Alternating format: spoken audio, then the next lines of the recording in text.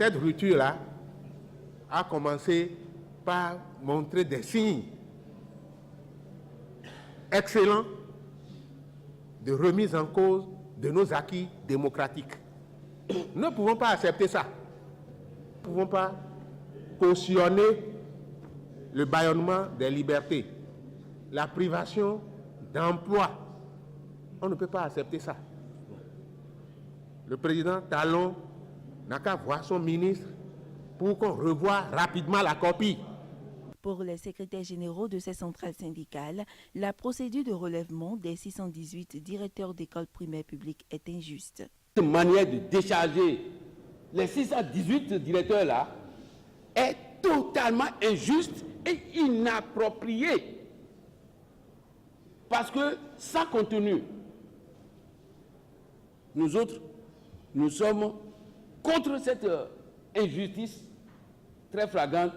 Ils sont également revenus sur le cas des 1045 agents suspendus au MAEP qui, contrairement à la note de service du ministre Delphin Koudandé, ne sont plus des agents contractuels locaux. Ces suspensions ne sauraient être acceptées. Nous sommes sur le même contrat, régi par le même décret que tous les agents contractuels de l'État recrutés au Bénin en 2014.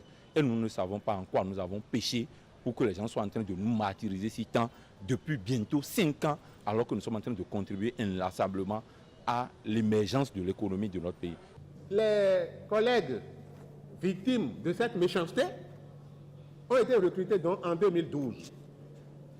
Et le 5 mars 2015, il y a un extrait du relevé numéro 03 des décisions prises par le Conseil des ministres en sa séance des 18, 20 et 26 février 2015 pour demander que leur situation soit régularisée.